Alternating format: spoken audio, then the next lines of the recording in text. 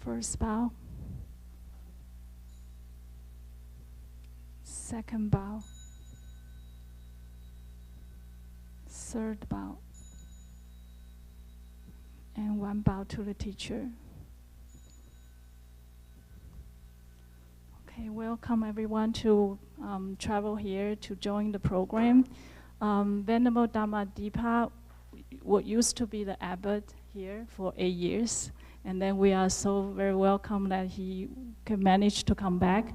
Right now he has a temple in Maryland, Germantown, Maryland, and has a meditation center in Maryland as well. He was born in Taiwan and raised in Malaysia. Venerable Dhammadipa received his ordination in Sri Lanka in 1987. He had a PhD in theology and religious studies from the University of Bristol in United Kingdom. He also visiting lectures at the University of Chicago Divinity School. His primary interest including Abhidhamma and meditation practice. He frequently emphasized the importance of meditation in society. He's fluent in Chinese, Cantonese, Hakka, and English, and is literate in several other languages, including Sanskrit, Pali, Japanese, French, and German for academic pursuit. And so today's topic is the various aspects of meditation theory in Diamond Sutra. So we are welcome, Dhammadipa. Thank you very much. Okay. First of all, thanks for coming this Diamond Sutra discussion. So, well, I'd like to say a few things first before we begin the classes. At first, I was thinking about maybe just outline few of the sentences, and then we talk about the practice. Then later on, then I think it will be very boring. So, and then I somehow changed my way of talking about in the last few days. So that's why you see that just now I'm still preparing some of the translation. Now, I mean, if this is only in Chinese, that might be a little bit easier. And unfortunately, because of the academic training reasons, sometimes we are not very happy with the translation. And it also took me many, many days to do that. But I also need to apologize at the end. I really don't have enough time to translate everything from Sanskrit and so forth and blah, blah, blah. So then this afternoon class, I mean, after the lunch, we can be a little bit more relaxed, and then the classes, most of the translation are directly just from the central. So, and don't worry, because I normally, when I give a class, I don't want the people feel very boring, and I try my best, even though this is a serious subject. It's very hard to make joke with that when we talk about Diamond Sutra. So, but then I also like, I change another way to make it easier. Then I'm not going to repetitively and, say the same thing again. But we almost, hopefully, in this, even just only very, very few hours, that we will almost cover everything in the Diamond Sutra. Does it sound very exciting? Yes, but it might be very disappointing too. Don't worry about that too, And that's I'm kind of I feel comfortable with this, because later on what you learn from the Diamond Sutra is that you need to let go anyway, even if you don't like it, Okay, let's just begin with the class now. So the topic is still a tender topic, because I like to address that issue. You could address it from a philosophical viewpoint, or maybe even almost like a critical textual study. But I will try to avoid those things now. But it's more like actually what really the Diamond Sutra trying to tell us, what it is about.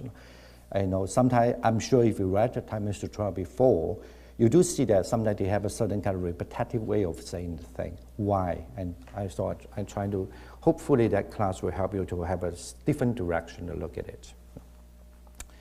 All right, I would just want to say the abbreviation, because later on when you see this PowerPoint, you will see there was certain abbreviation, not necessarily very important for some of you, but it's good to say.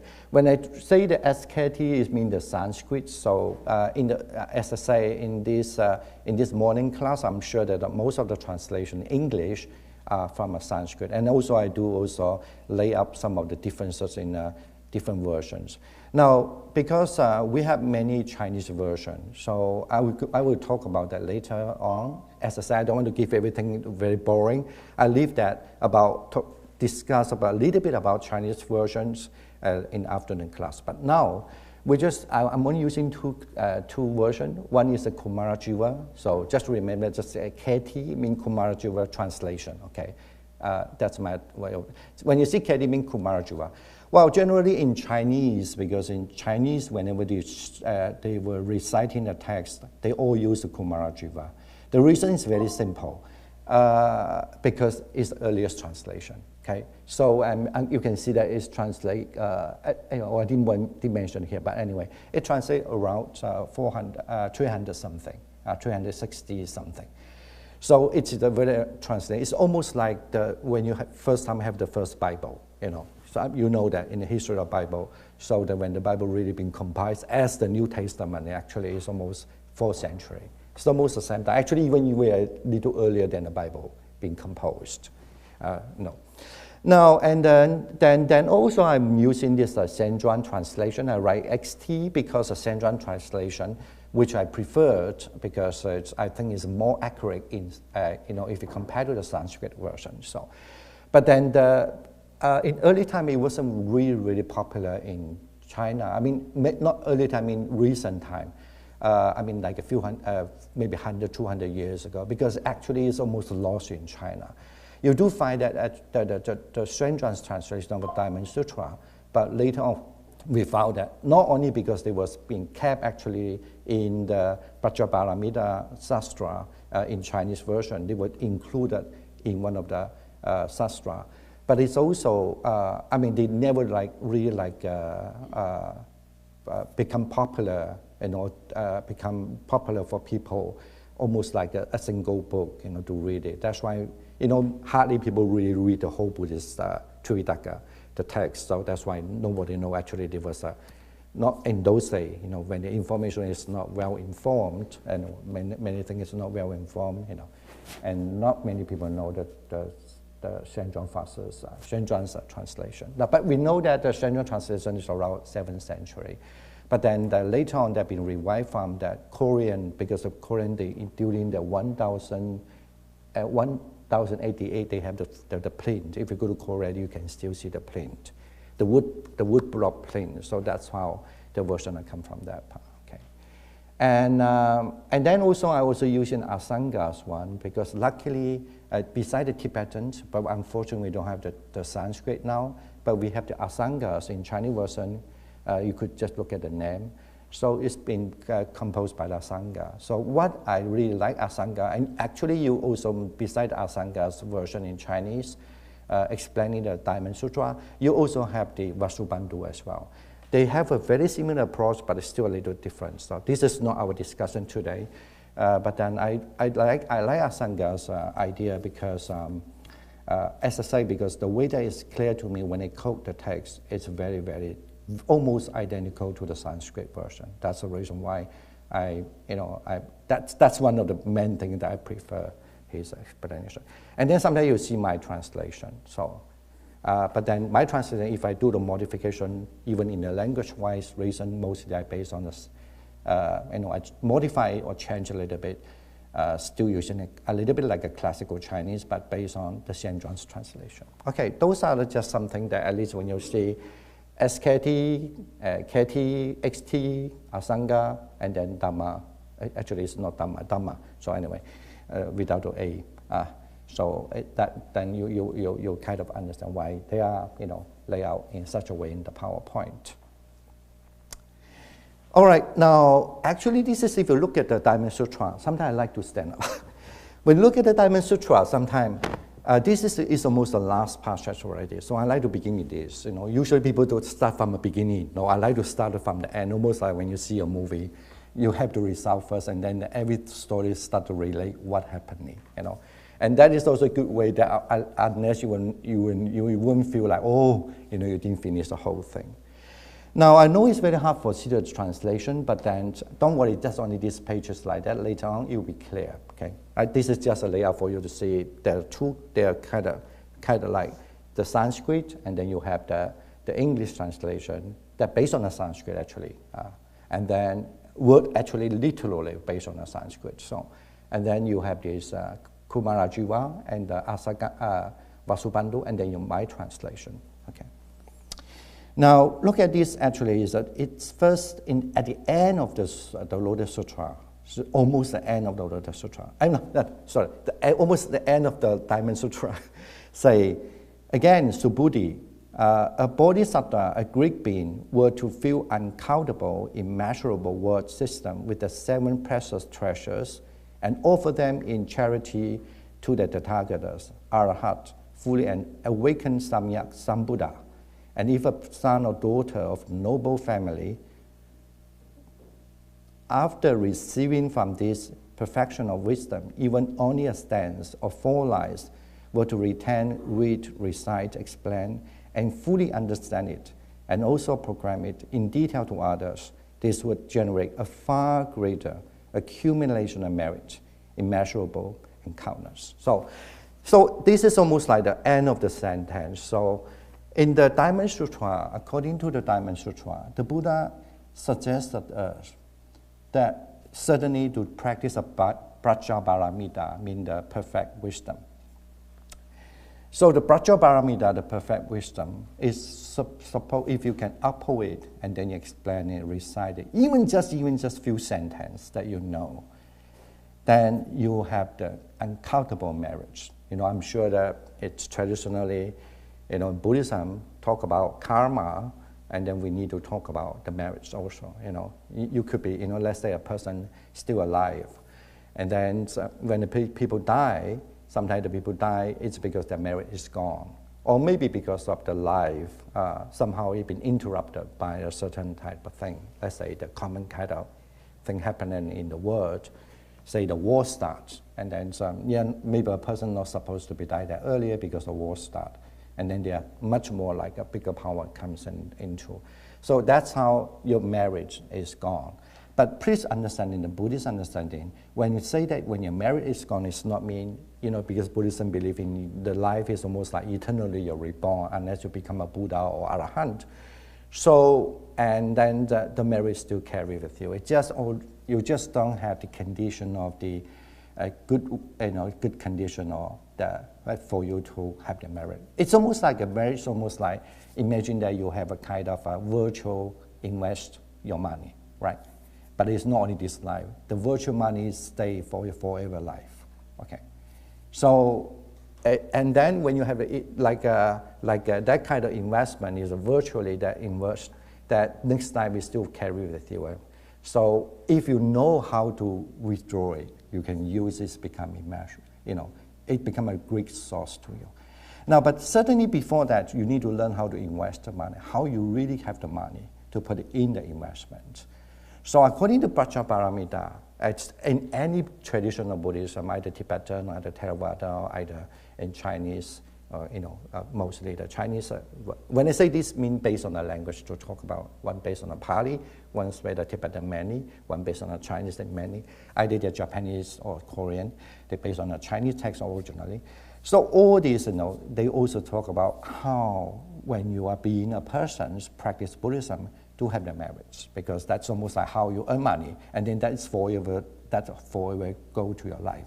And this is not just something because you earn the merit for this life, but it's forever. So that's the reason it's always become the most attraction for people, especially say that a monastic member, to do good, because this is not something just for now, but it's for forever.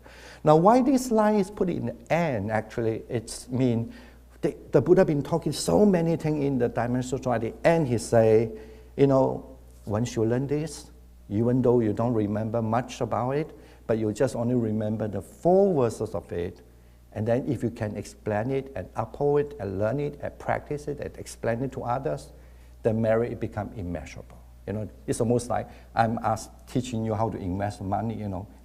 And then they're telling you, that's the place, you know, that's how you do it, you know. And then you will forever rich, you know, because it will just grow and grow and grow. That's what I mean. But you know that whenever people invest anything like money, you know, and then what you will do, right? You were thinking, you don't want to be lost the money, or you want to invest something that you earn quickly and become very, very, you know, it can be really, you know, maybe just invest a later time, just maybe $50, but it can be just maybe less than a year become 500,000, right? And then maybe even $1 million. That's what everybody wants, right?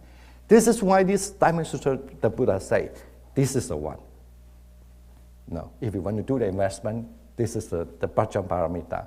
The practice according to the Diamond Sutra is the greatest, the best investment. That's what the end of it, you know. So, and then of course the investment here means not just simply you recite, but if you simply even you just recite it, that even is marvelous already. But if you can explain and practice it. All right. So that's the end, and then the last, then it concludes actually the whole Buddhist text, the Diamond Sutra, and in the verses. Now that's how we go. So, okay. Okay, and then after that he say, and how should one illuminate or manifest? You know, I'm sure just thinking about that become glory, and then it can multiply it, you know, manifest it. So just like in the sky star, in the darkness, like a lamp in the light, like an illusion, a drop of water or a bubble, like a dream, like lightning, like a cloud, that should one view all conditioned phenomena, thus it should be illuminated. Therefore it is said, it is illuminated in this way. This is actually the end of the Diamond Sutra, okay? So let me just, for people who are not, usually people are very familiar with this verse because there's a Kumarajiva translation. However, the Kumarajiva translation, we don't know why. This is not academic study, so I'm not going to go on that side. But I just want to say certainly very, very different from the St. John's translation and very different from Asanga's commentary as well. And it's also very different from the Sanskrit version. So that's why that's one reason why I say I'm not actually based on the Kumarajiva translation. Because according to Kumarajiva, it's almost like, you know, how you can, you know, extol the teaching to the others. Because by not attached to the form, and then you stay like immovable. In other words, I mean you stay very stable. That, you know, some people explain it as emptiness. This is now, I'm not necessarily sure about that. And I'm not going to talk about that because in the whole Diamond Sutra, there's no such word called emptiness there. So we have to back to the Prajaparamita. So if you look at the Buddhist thought development, actually emptiness come after the thought of Prajaparamita, mean the wisdom. Okay? The Boya Boromi, Prajaparamita. So it comes after that. So I'm not going to talk about the emptiness at the moment, and I'm not commenting through the emptiness teaching, but rather than through the Prajaparamita, so understanding. So as I say, in the whole Diamond Sutra, you don't find there's a word called emptiness word there. No, not at all. Okay. So here it say, mean not movable. Why? Because all the Dharma, all the formation Dharma or conditioned Dharma is like a dream, like the Maya, like the mirage, or sometimes just simply illusion, like a bubble, like a shadow, or even like like a lightning. One should be perceived such a way. But it's very different from when you look at the Chinese, or that based on the St. John translation, based on the Sanskrit, exactly identical to the Sanskrit. So in Chinese, if you can read that, that's basically mean refer to, we have to observe every samskara, mean the formation Dhamma, like a star, like the cataract, you know, the eyes cataract, like a lamp, or camphor, like illusion, and then like a dew, like a bubble, like a dream, like a lightning, like a cloud. So everyone, you know, just one should perceive such a way. Now we are going to see what does it mean. This is actually the end. That's what the Buddha conclude the whole Buddhist Diamond Sutra by saying that, you know, assuring you to learn this Diamond Sutra, even just only verses, either just recite it simply, that's for your wisdom, of course. And then you practice it and extol to the others, that we gain immeasurable merit. And this is the ending of the sutra, saying that then you still always stay to observing all the dharma. So that means what we call the formation, what we call the Yuwei in Chinese. It all the formation dharma. Anyone understand what formation dharma is? Okay. Usually in Buddhism, maybe easier to explain when you say the formation dharma, I mean the dharma or any kind of thing, dharma here refers to any kind of thing, they are still being constructed. So like it could be like a material thing is being constructed. Let's say you have an apple, it's been grow up and it's been constructed become an apple. I'm sure this is a tissue paper, for example, it's from paper, and from paper they have many different material and being constructed. And then it's including in our mental thing being constructed. Let's say, I believe you are the person. This we are going to talk about later. So, but and sometimes I think that you are a person, but actually sometimes I don't necessarily construct you as a person. But sometimes you do construct a person as a different way, because when you look at a person, you don't look like a person, you look like an animal, right? So actually by that moment you construct the person as an animal. Even let's say the person are getting very heavy in hatred, very angry, you just stop. Why does this person look that? It doesn't look like a person. So are still constructed. So what is the reality of it? In Buddhism, of course, especially in the Prajnaparamita kind of understanding, there's no such a reality. So that's meant by constructed. Okay.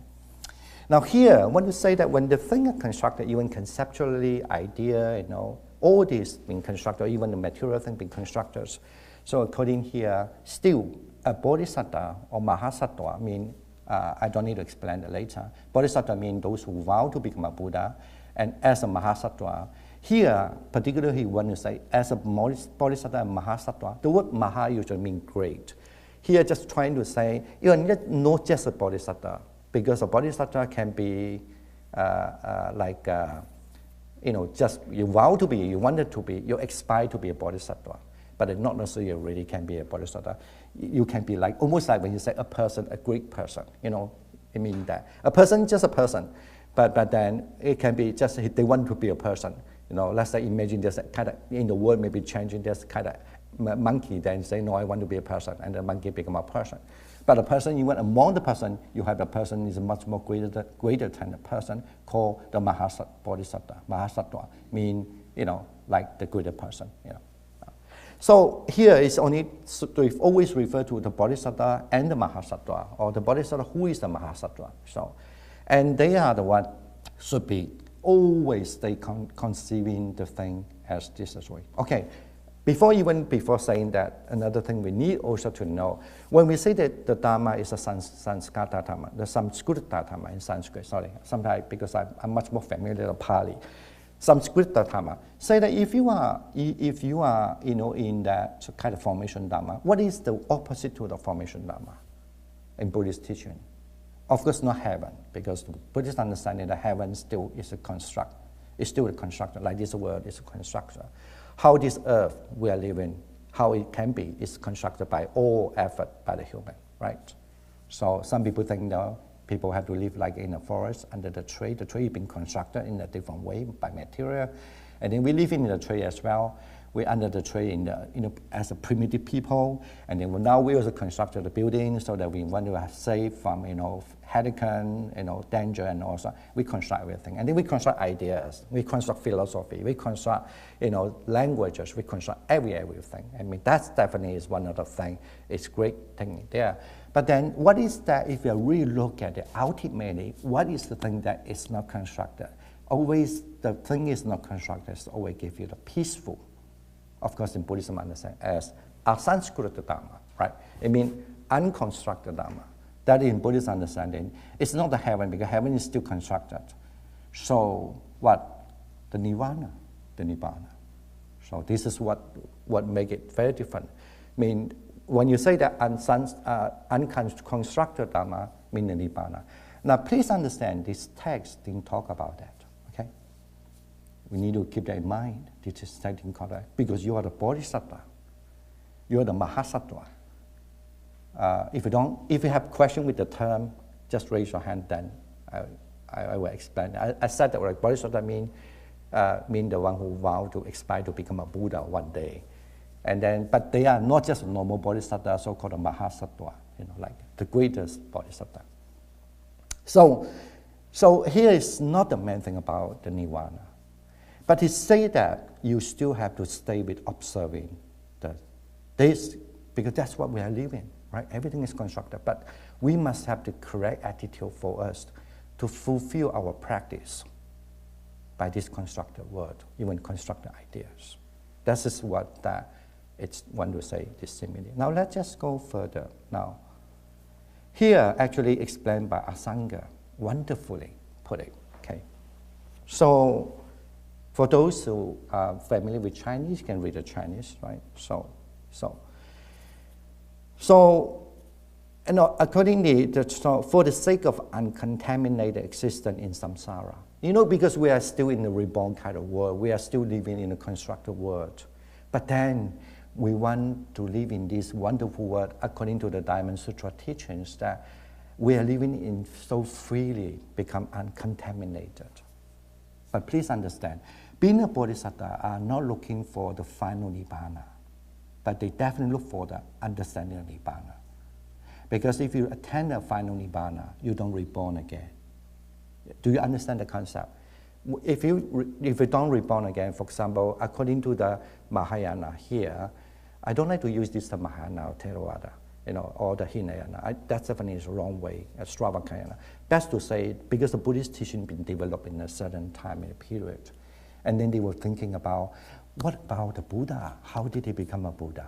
He doesn't just want to have the final liberation right now. He just wants to save people. But you cannot just save people only. That's what we are going to address also later. So you must be able to reborn and reborn and reborn. And that reborn, you're still pure, the best, the final, the most uncontaminated person. But you can be reborn, and you don't argue, you don't worry, you don't get depressed. You also don't get fed up with the people.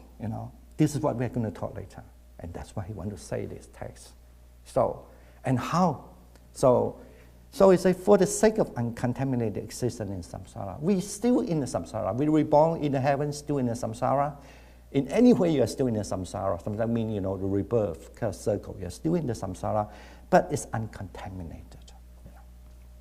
So, for the sake of uncontaminated existence in samsara, the verse here, just what the verse explained before, all conditioned phenomena are like stars, visual, actually visual apparition. That's from the Sanskrit translation, but simply saying a cataract, when your eye have something, you thought that was real, but it's not real there, like, when some people, when the eye is not good, And then lamps, illusion, bubble, dreams, lightning, and clouds reveal the four characteristics of conditioned phenomena. Now let's just say, so one is the swabhava lakshana, so the character of self-nature. So here, like as the stars, in the darkness of ignorance. First, that's why remember the first one is say like a star. So as the stars in the darkness of ignorance, they appear, but in the light of wisdom, the light of stars disappear. Right? So that's you need to keep it. Remember. And then one should see a person or dharma, atmadrusta, as a cataract due to their knows true meaning of grasping. So, when people have a cataract, actually it's a kind of like, Chinese called fei wen zhen, like that, right? So your eyes have something, dark thing, when our eyes is getting older or what, so you have then this is not the real thing. You don't care so much. And this is a very good simile for you in the future when you practice. So that it's there, but you don't care. It's kind of like you have your mindset to understanding with the wisdom. You want to think, I see you, but I still see some dark spot. Are you the dark spot? No, you're not a star spot. That's just something is there. So here they say, like a star, okay, maybe I put just to explain a little bit, like a star in the dark, like a star in the sky. Basically, actually in the sky, then you have the star. When the star appear here, when the star appear, because when you have a when you don't have the wisdom, when the wisdom is there, the star will disappear. But the star is always there. Okay, this is because all this praja. This is all about the wisdom literature, wisdom teaching you. Because still ultimately, a lot of people thinking, when we practice Buddhism, we want to cut off the defilements, right? Am I right? So that's what people are thinking. But not necessarily 100% that's the way actually. Even in what we call the early Buddhism like Theravada, or even in what I call, even I like to call the word called Sravakayana, in the hearings, teachings. No, I don't want to say Hinayana, it's a bad term. So this is so discrimination, so I don't want to talk about what low and high, you know. It's just like a different way of walking the path called a Sravakayana. So the Sravakayana also have the same idea. So a lot of people thinking that, oh, I'm practice by Buddhism. When I practice, ultimately because I can cut off my defilement. Sometimes not. You don't need to cut off defilement. You just understand the defilements. So, so let's say I have worry. I understand I have worry, and the worry is not there. And the worry can be not disturbing you. You don't have to just cut off the worry, because it's also how is the kind of wisdom how you really understand the worry, what the worries mean. Okay, so that's here. That's why they say the star. It means when you have wisdom, but the star is always there. The star is always there. Okay, it's just only the dark you can see. But in the other way, mean the dark refer to when you have no wisdom, you see the worry. But when you have the wisdom, you don't see that, the worry. So, and then just like the cataract is here referred to like eyes, right? You have the thing there, a pure thing there, but you know, this is mean the holding, the attachment, the clinging to as a person eye and to the view. You know, this is it's always in a very, if you learn Buddhist philosophy, this is always repeat again. So I get atma upadana. Okay, you're clinging I, a person, mean I, a person, or you're upholding or you're clinging the concept. You know, those are the things you have to regard it as a cataract. But basically, that's how you should perceive the Dhamma, perceive it. You know, all these perceived unconditioned Dhamma. I'm sorry, the conditioned Dhamma, the one I just said, it's been created word. You have to observe that creatively, that way. Now he explained that due to there is no true meaning of upadana. Here it's very important. Even upadana in this Diamond Sutra literature was trying to say this so-called upholding, it's just your fancy, you know, because you believe it so much. That's why you trouble from that. This is somewhat true also in many ways. I give you one example, like, you know, some people think, oh, I have problem. I'm always get so scared, and then they get more scared, right? And they always scare and scare and scare. That is something bad thing, and then they like a cataract, and then they get scared, and then they always attach to that scare. They upholding a scare, and then they are in the vicious circle and getting scared and scared. But if you don't see the scare as a scare, and there's no such thing called a scare, trust me, this is what we repeat again later in the Diamond Sutra, that you know. This is what the thing we want to say a lot. Do you remember in the earlier we say that's the conclusion of this text. So this is how you get married. This is how you can be the Greek Bodhisattva. And this is how you actually truly follow the teaching of the Buddha, because then one day you become a Buddha. So like you're scared, and then you don't see it as a scare, and then there's no more something called a scare. But when that people ask you, do you know there's something called scare? Yes, you cannot say you don't know, because that's ignorance. Yes, I know there's a scare, but do you have scare? No, because there's no. Because I see a scare, it's no scare. Okay, that's why it's called scare. Okay. So it's this wisdom that makes you to overcome, not just attach to the thing. That's what the word upadana. you don't cling to it. You don't cling to that or any, you know. It's like a cataract in the eyes. Right. And then, it's like a camphor or the lamp, right? So why? Because it is the raga tanha, due to the condition of clinging as a lubrication. This is actually translated from Chinese because, as I say, Asanga explanation doesn't have the Sanskrit, unfortunately. Sometimes some term might not necessarily 100% correct, okay? So, but generally we can get the idea now. Due to the condition of clinging as lubrication, so clinging as a kind of thing, you know, still persists there, almost like when your hand is wet, you know, so you have this wetness there. So fire inflamed by the craving, one becomes attached within, okay? So that's why I say you have to see that sometimes when we have this attachment, it's almost like a lamp.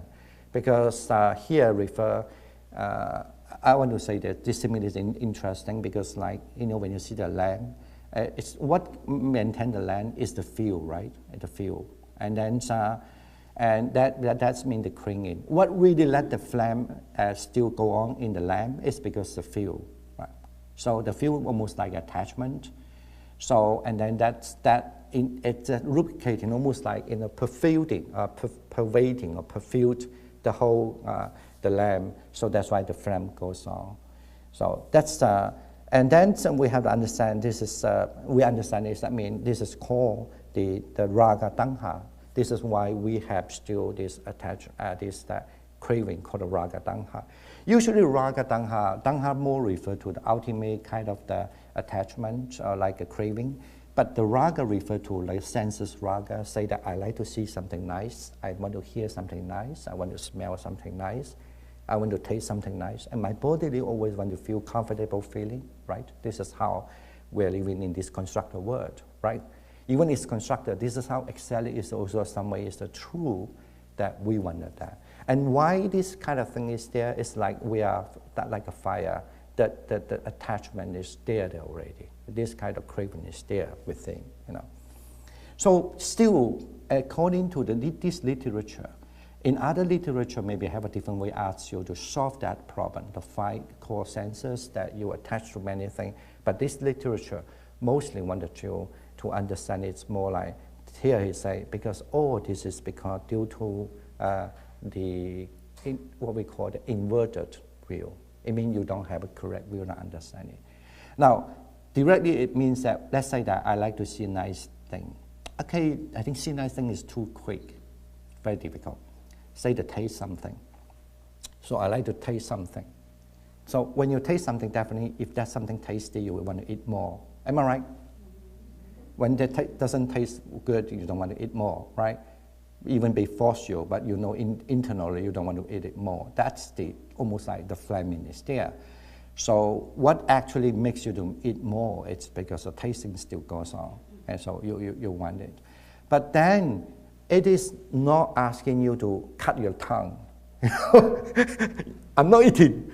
That I will solve my problem. You don't. Even though you cut your tongue, your eyes still want to see nice things, right? You want to hear the good music or good voice or whatever, you know? And particularly your body, you want to have a comfort. Can you avoid that? You cannot avoid that. So what you have to do is that here you understand this is called because this is all still come to the what we call the inverted perception. Inverted perception is being.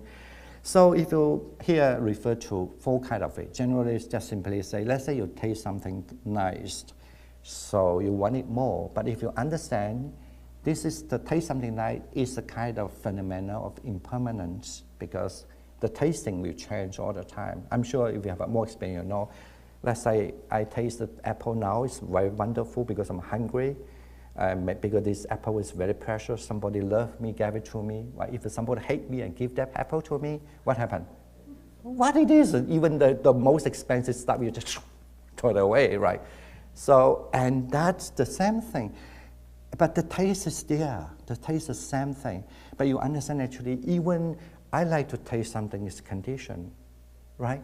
It's impermanence. It's conditioned because conditioned by how I like the taste, and whether I'm hungry or not, whether that's given by home, right? Or I pluck it myself, or somebody, you know, throw it to my window and broke my window, I get an apple, you know, and I'm not hungry. So all this is then you understand actually the taste of that apple, even in your mind. So say that even in your mind, even though it was original from the tongue, even in your mind, it's changed, right? Then this is what I mean. Yes, you have still this raga, I mean the craving on your taste. But then because you understand this is not such a way that you are not being controlled by that, what we call the wrong way, look at it. But you look at it in the right way, you still can taste the apple with the wisdom. That's what it say in something. There's something with the body feeling too, right? People think, oh, people doing the massage would be nice. If I sit on a very comfortable chair, it would be good. But even after you sit in 5 minutes, 10 minutes, 20 minutes, you feel pain on your butts, right? And same thing. And then the same thing. But sometimes you find it's so strange. Now I do meditation, I sit on the cushion, I spend $1,000 to buy the most expensive cushion. You don't need to spend $1,000, but because that $1,000 gives you a nice feeling, right? Then you will cherish it wherever you go, you fly, you take in a cushion. Maybe that only the cost is only $10, but because that's something you got it from $1,000, so you carry with you. But someday you sit there, you feel like, oh, this is like eternal, like the place in the world. But then the next moment when you get angry, right, somehow people say, why you want to carry this? Looks so bad, It's not made by the silk, but you make by the cotton, cheap stuff, right? But you spend $1,000, and when you sit there, you get very angry already. That sensation of sitting is very different, right? The same thing. So that you cannot avoid in your life, okay? It's the ultimate wisdom is that it's because you're able to understand it's impermanent. Sometimes I sit there, I feel comfortable. Sometimes I sit there, I don't feel comfortable. Sometimes I sit there again, I'm comfortable. Sometimes it's not comfortable. It's just impermanent. So this is like that. This is how that lamb yeah. So this is how you also somehow you solve the problem of being that even this kind of craving stay with it all the moment, every moment, every time, but with the correct view. That exists, that lamb itself. It's not burning you. It's not like you saw the lamb, the fire, you hold it, It's there. Let the fire be there, It will not burn you. So, and the same thing that is like an illusion, okay? Here, the illusion here refers to that. It's the same thing like, it's illusion because it could be because they are the characteristic of conformity to the fault, arrive from the tendency towards impermanent and similar conditions. So, just like what I just said already. So, well, I'm not going to, because I never teach in the text, but I'm just saying that here they use a different way to say it, because this explanation later on in the early time, we explain that because you have to understand the self-nature, just like a star, right? All sort of thing. And then whenever they're clear or not clear, so it's the star whether clear to you or not clear to you, it's based on whether you have wisdom and not wisdom. It is itself is a self-nature. It's almost like a star, in the sky. And then you will stay in Shwada. Actually, Pali called, Asada, like a Sa Asada, but in Sanskrit became Shwada Lakshana. So you stay in that kind of, actually you understand that kind of taste to you. So like a lamb. The lamb, it's that what infuse you is a craving. But then if you have a correct way to view it, so that craving, it would not bother. It would not become like a bad thing for you. In other words, this is how you grow your marriage. So, and now we come say about it's like the illusion. Because the illusion, just I was said that already, because even the taste, how that taste is impermanent. So, what you think that taste is truly like that, it changes all the time. So, like the example, that's why I mean the illusion. And then now we come to this called the characteristic of the conformity to fault. So, well, I put this star, this is, when you see the star, this is my how to say, I forgot a lot of English terms. So anyway, so kind of like, it's my translation of the Sanskrit. So we don't know whether it's exactly that word, but definitely usually when you read a lot of Sanskrit, this thing come. But As I say, because this is the origin was written in Sanskrit, we don't have the text there already. So I say that those are anugati. You know, the word anugati usually means in conformity to, you know, you goes to, you flow to where. So those are mean the wrongness, you know. So here, wanted to tell you that, you know, you see everything if you are just there. So like, for example, like a dew, you know, do whatever you see is almost like a dew, you know, in the morning you have the dew there. You cannot say it's not exist, the dew is there in the morning, but then the dew will just goes away because of impermanent, right? When the sun rises, by conditioning, different condition given, and then the dew will just goes away. So this is mean by you have to do it like a conformity to the thought, you know. Even though the dew is there, it's almost like a thought being in an ultimate reality is not there, but then it's still there. And then you have to understand it true because it's impermanent. So also like a bubble. Now bubble and the dew have a little different actually in Buddhism, especially when you practice. According to if you do vipassana meditation, like insight meditation, you will normally, when you come to a certain stage, you will able to observe the thing like a body become like the bubble. It's not called bubble. I forgot the English term suddenly. It's the word mean like in the sea. When in the seaside, when you see the sea, when it comes, when the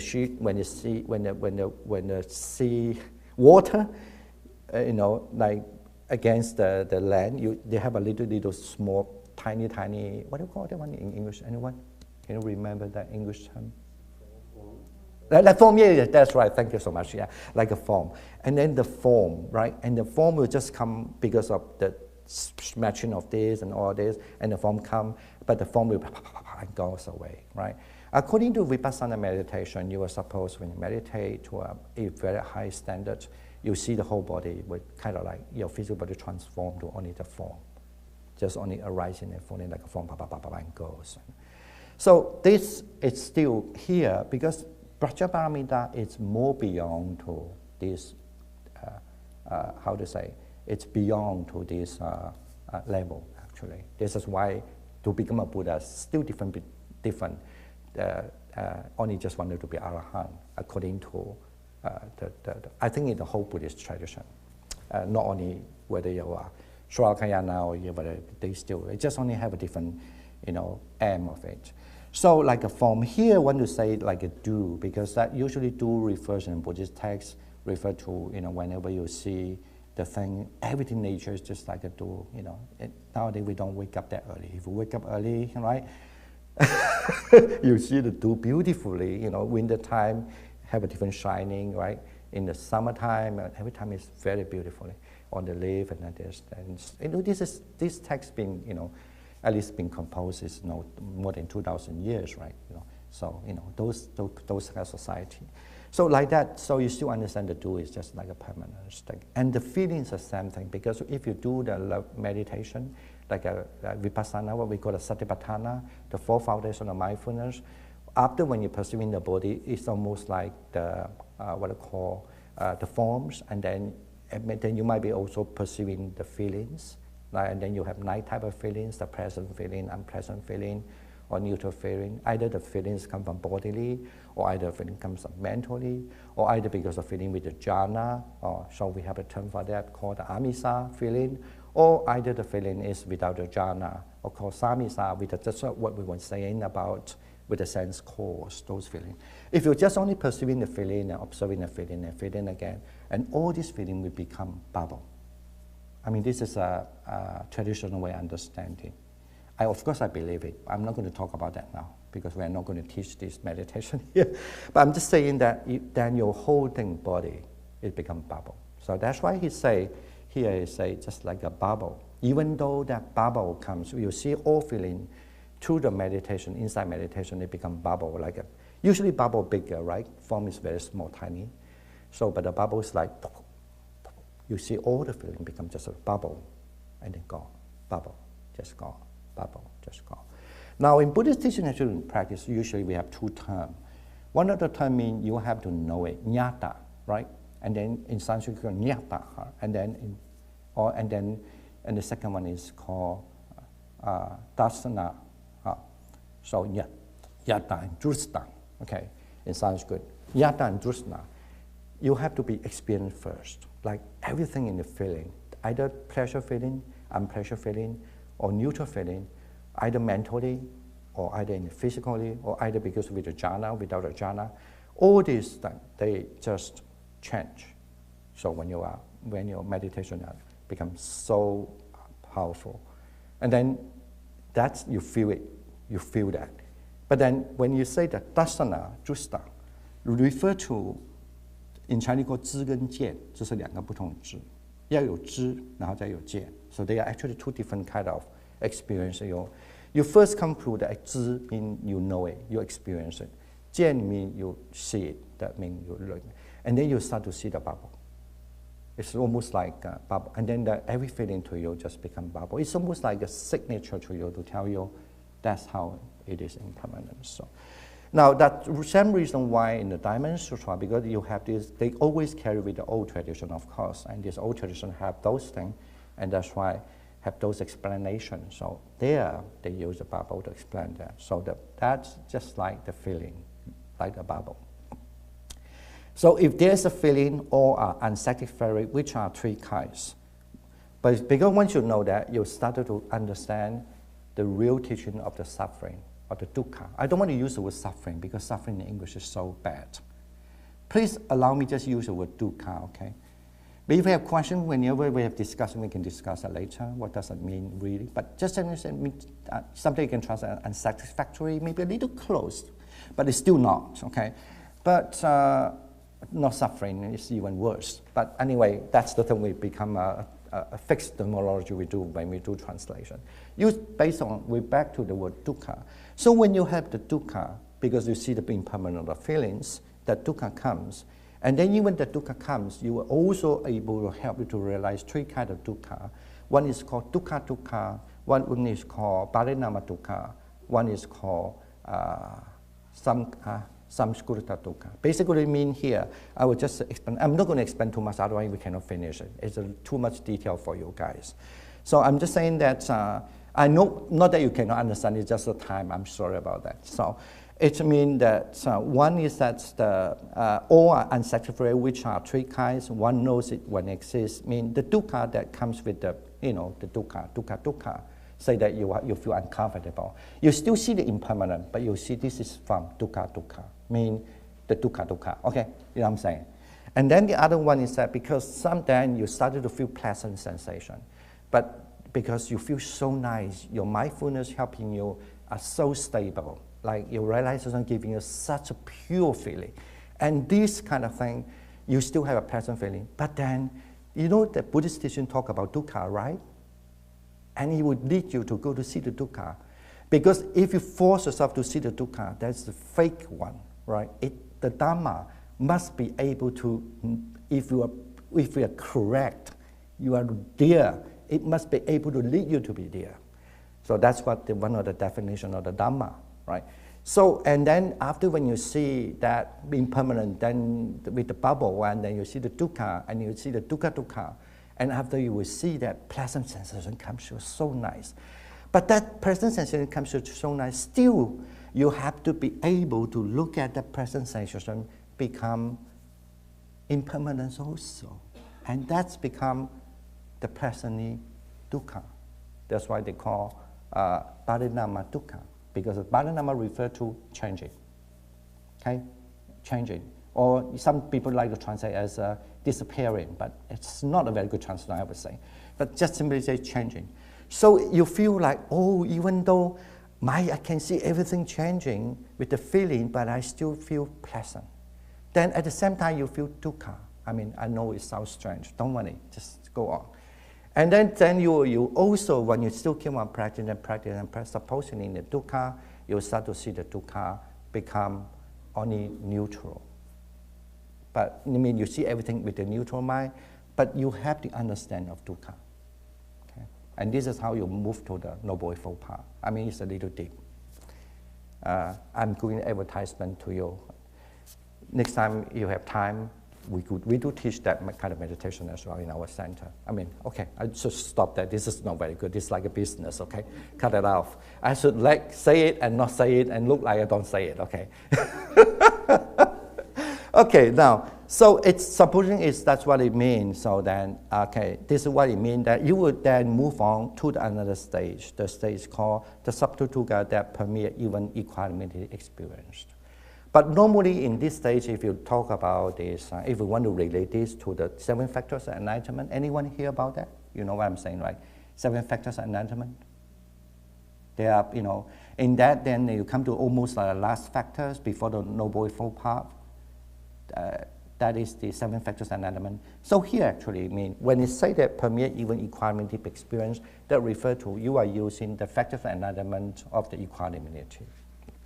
So that you are fulfilling that. So, and he also say, again, in the 4 jhana or even the jhana without the form. So, and then you also, sometimes even there's also superior way for you because you have the 4th jhana. The 4th jhana, not only 1st, 2nd, 3rd. The 4th jhana and the jhana beyond the 4th jhana mean the all spaces, like empty and all this. So that you also can have those experience as what is meant by the dukkha that permeate even equanimity experience. Now this is a little tricky because that's why Buddhist teachings become very confusing. To some people. Here to do with the people, especially if they're very, very powerful in jhana. In other words, you say that you have a different way you can perceive the feelings because with the jhana power. That's okay. Anyway, this is just forget about it. Just to mention. It makes you very confusing. Yeah, sorry about that. I apologize. I should sometimes learn what to say or what not to say. Okay, and that's always a difficult part for me. Okay, and the last one, Nishana Lakshana. So what is the time now? Oh yeah. So if we want to take a break? We're supposed to break what time? We break at 10:35. Oh, and I'm then sorry. We come back. Why don't we have a break? You have a little reset your mind, If you think that my teaching is so too much or information, let me know. I can have. I'm sure if that is, we cannot finish the whole thing, but at least maybe just go what we are going. So Shifu, by the end of the next section, can we have like 5 minutes question and answer before we go to lunch? Shall we have a question first? Oh, and okay. Then, So just, anyone have I would questions? next time remind me the time's up, like you stand there, give me the paper, then 1 minute or 2 minutes. Yeah, thank you so much. I didn't see that sign, So yeah, sorry, yeah. Yes, so any question or any comments? Yes, please.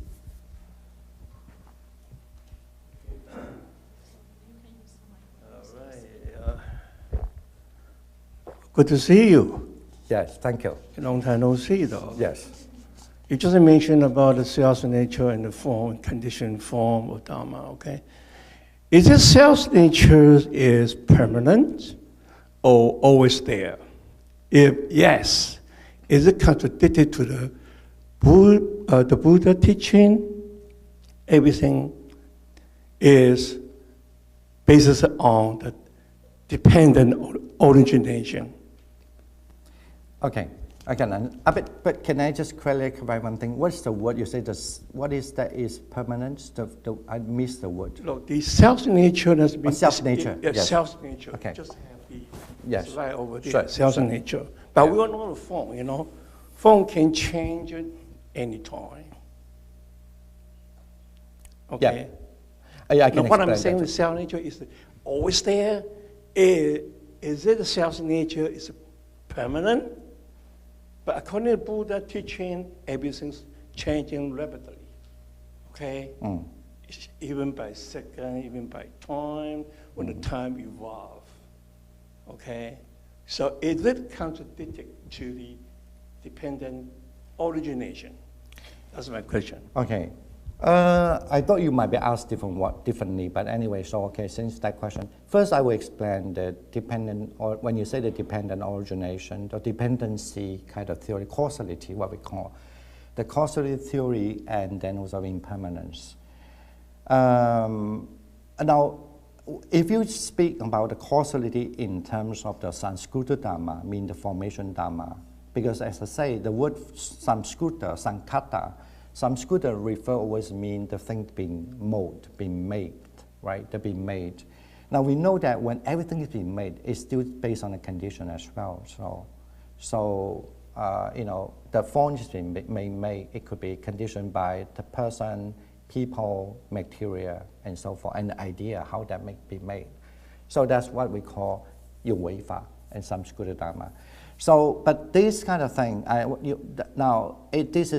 but then we also know whatever been made, it still have the nature of changing.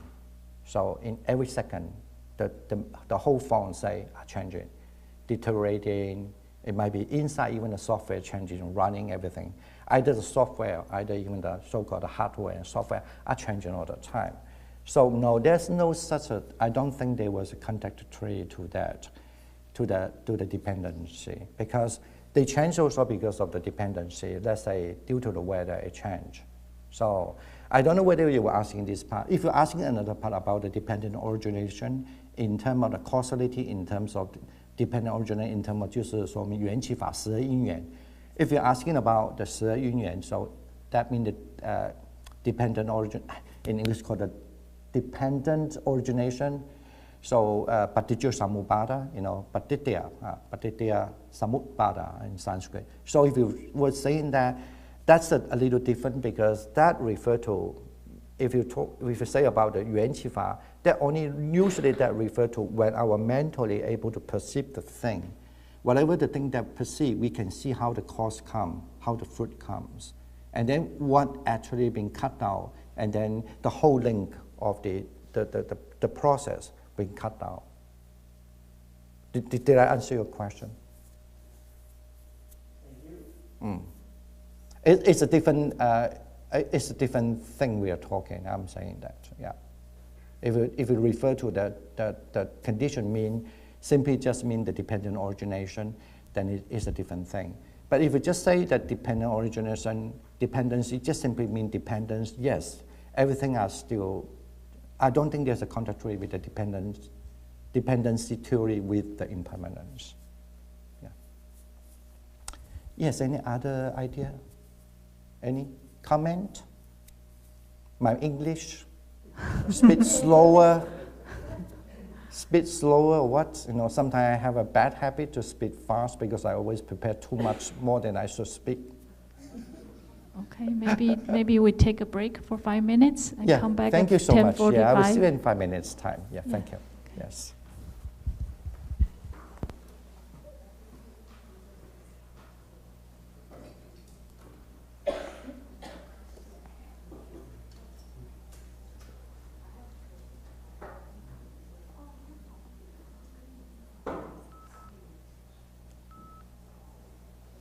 Subodha, is that good?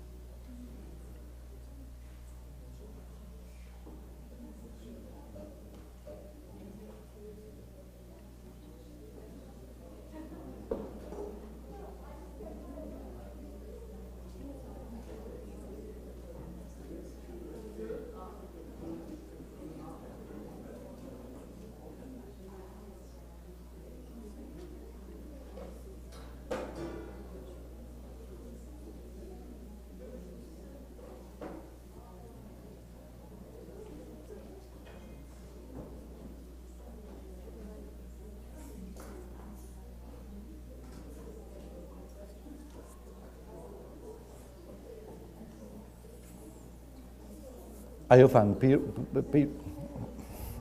Peru? No. Chile, sorry, yeah.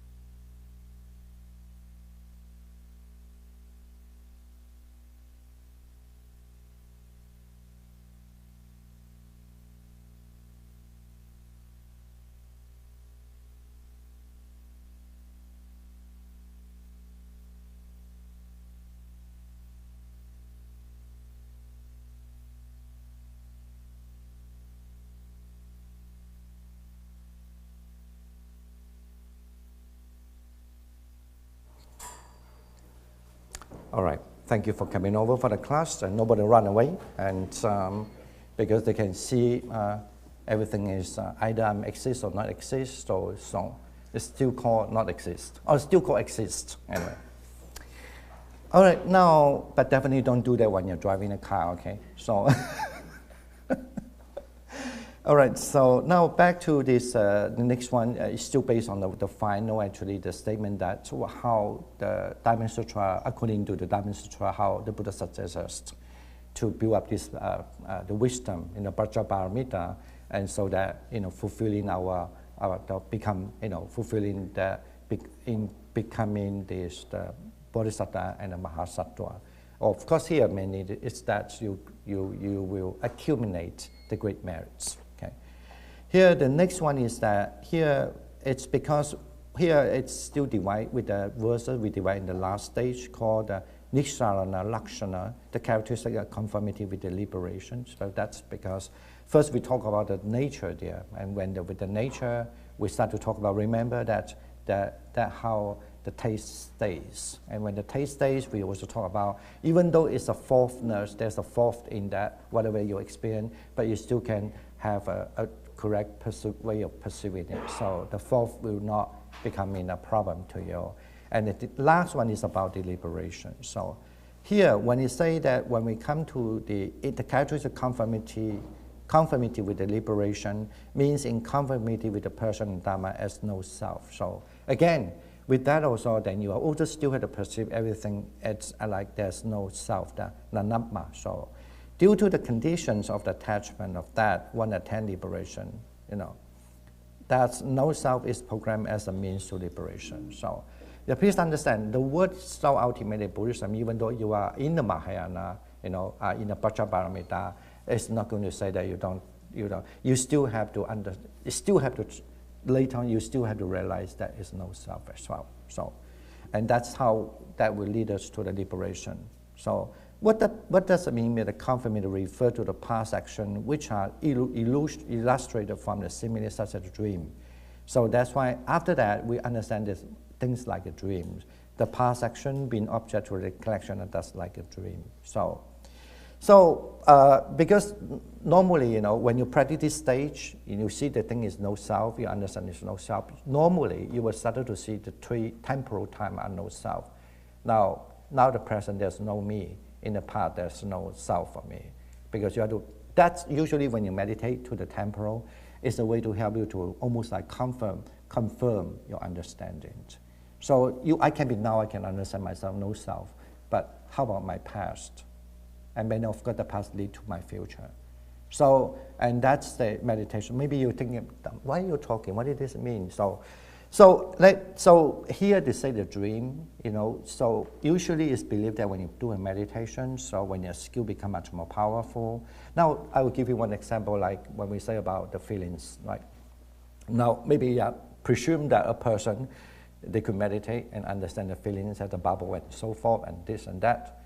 But then that's only now I'm meditating could do that. So how about my past? It's a kind of like how you can correct yourself in the past through a memory. And then you can also, almost like you're in a dream, almost like you're doing, you're recollecting of the past, right? If you think about yesterday, what you've done.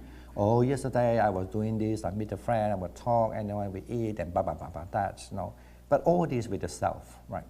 So, and then if you can just back there and almost like your mind will just think about the past. So you, in other words, mean you're meditating on the past. And in the past, you understand if that time I'm like that, my body is not there, whatever I taste is no self, whatever I see is no self. I mean, no, this is just so simple, it's not, but that you just meditate in that way, and then this is how you see in the past no self. And that's how you see once that change, yesterday what you see, today you change also. It's a way, because your mind change. The karma is always continuously carry on. And because you're changing yesterday way, you understand the whole day, and that's why today is different. Now, maybe you don't believe what I say. I give you usually for you guys, if you find it's difficult to know about the good thing and practice, think about the bad thing. It's much easier, right? If yesterday people are giving me a good dana, but if later you hear there's a phone, and then somehow you go to the house, say that you suddenly hear the record or the diary, they say, I hate Dhammadipa. Actually, I didn't want to buy him the food, but I have to because blah, blah, blah. You change, right? But yesterday you feel good, and that's how you feel good today. But then when you saw that, yesterday, what? Yesterday, actually, that person didn't want to buy me the dana, he hate to see me, right? The way that you look at a person change, right? Am I right? So that's the same thing when you do the good practice. When you consider the no self in the past, it changes you now, how you understand the person. Because you can correct your past. We cannot correct the past almost like physically. We are not talking about the science fiction now, right? So we can change the past when you have those memory with your practice, when you can look back to the past and do the correction. You know what I'm saying? Okay. So let's say that if that's the case, like, yes, that person hate me, and then you call to that person, why you want to buy me the food if you don't like me? But say, no, actually I write that paper because somebody hates you. I just want to write the paper to that person to see. I want to make the people feel good. I mean, actually, no, I really like you, and then again you change again, right? Am I right? So that means, and then you change, oh, feel good. Okay, this person is so understandable, so considerate, He can be your best friend. Anyway, so, yeah. Now, you know what I'm saying? This is what I mean. Your past, you can correct it. By that correction will change you now. Now, that now also means your future because you were thinking about yesterday, right? Yesterday was your way of perceiving the thing as a present time. And then what is that cause you to have the meal to the people is before you know the person, so that is the past. And yesterday was the present. And today how it changed is the future. You know what I'm saying? Dhammadipa talking too much. Why is it so difficult? Can I write it here? Where is it? There is no chalk, so it's easier just to draw a little thing. So, 有吗?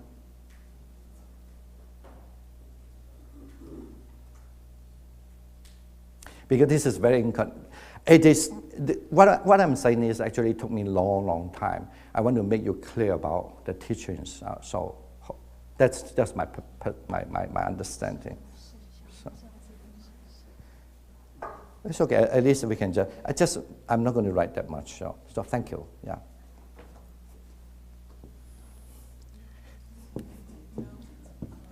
Just so simple, right? Okay.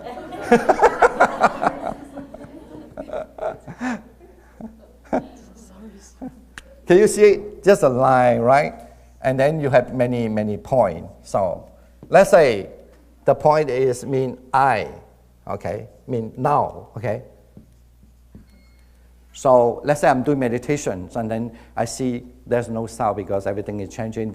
Who is me? Who is that? I couldn't find the so-called what I think is I. That means no self, let's say. So when I realize there's no self, no self, say no self here. Now, this is mean in the present moment, right? Okay, now I'm thinking about, say this is yesterday. I'm thinking about yesterday, right? And I meditate, and then I find, like that. The same way, yesterday I was with the self, eating and everything, but now when I meditate, now I understand the time, my mind, everything changed with the understanding of no self, and there's no self, I come to understand there's no self, right? That means this is the past, this is the present. Am I right? Right? The past. This is the past, and this is this is the past, and this is the past. I don't know how to write. Past, and this is the present. Okay. Now, but then again, if you meditate again, if you see this is now I'm only just involved in this yesterday event. This is what we call in Pali, Chinese called Si, but usually in Pali, Sanskrit or Pali called Vastu. Usually we just simply translate as an event or thing, but you think it's not good translation. Let's say I'm thinking the same thing again. So when I'm thinking the same thing, I think, I have the meal with the people, and I have no self now. But what about how I have the meal with people? Because I know the people 1 year ago, let's say 1 year ago, okay, a year ago. So, and then I also think about, that's how I met him. So, and I say that when you come to my place, I will, buy you a meal, that's 1 year ago. So you remember. And that time you have a craving because you have the self, thinking, oh, wonderful, people buy you the meal and all sort of thing. I don't have a no self understanding, I just have the self. So that's why my karma like that, even, that's why yesterday has become that way, right? Am I right? Now, but if I just simply only meditate on the past, that time here, that time is become a present. Why? Now let me just tell you. It's become a present. Why? In this present moment, you're thinking about the past is that a year ago, right? So a year ago is the past, and then that now when I become no self and blah blah blah. So that's when I would do with the self. Then when I meditate with the no self, then you check this present time because you're meditating on the present. This is your past, right? That means yesterday was your present already, and the present moment. That present moment become what? Then you understand. Oh, when I know self. That time I'm eating, it will be different way of eating with the people already, because with the no self. So it's okay, doesn't matter. He just know a point of something, people can see the distance. It's fine, because this is not writing. Just easier. Now, then, today, I'm here now, right? Today is your future. This is how you see that this become present, and this is now actually become your future. And that's your past. So that's called three-temporal. You don't necessarily have to look for a future you don't know. But of course, if you have power, you can do that. This is another mystical. I'm not going to talk about mystical part yet. Yes, if you're very, very in a good meditation, you can predict already.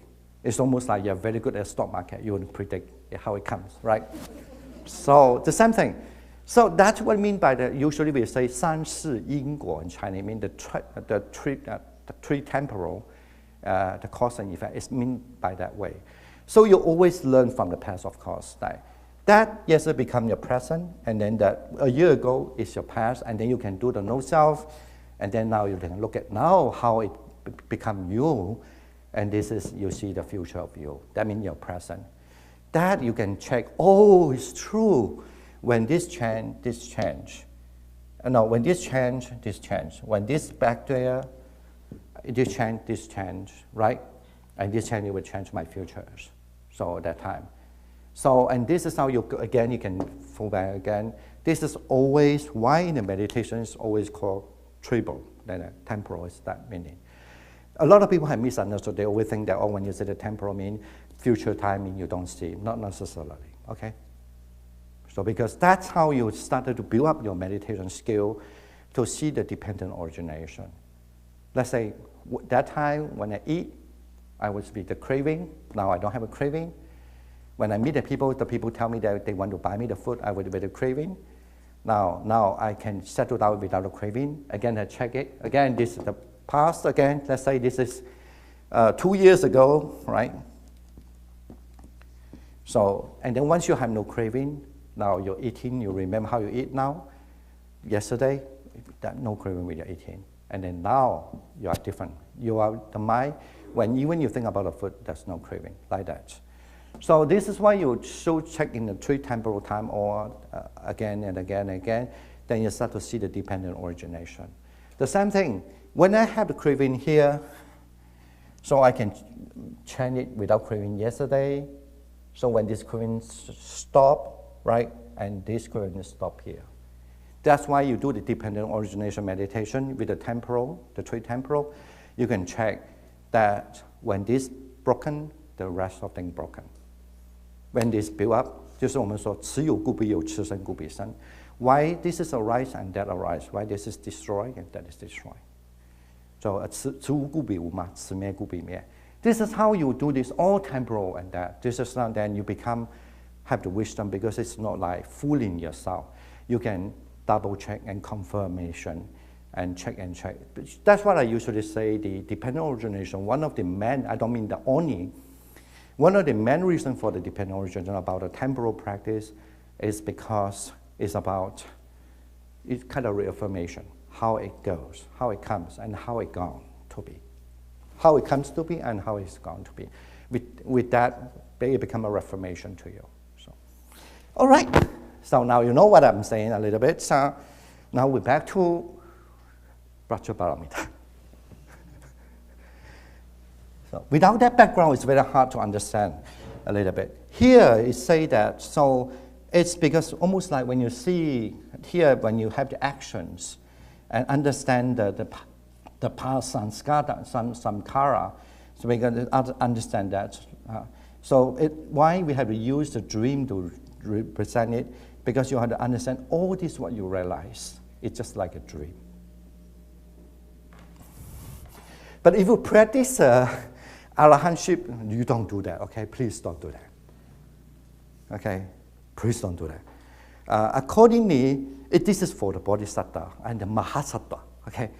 You don't. Because according to this, if you want to attain the sainthood, like a first sainthood, sotapanna, you have to do this, and understand the dependent origination, and then you understand how the defilement's gone.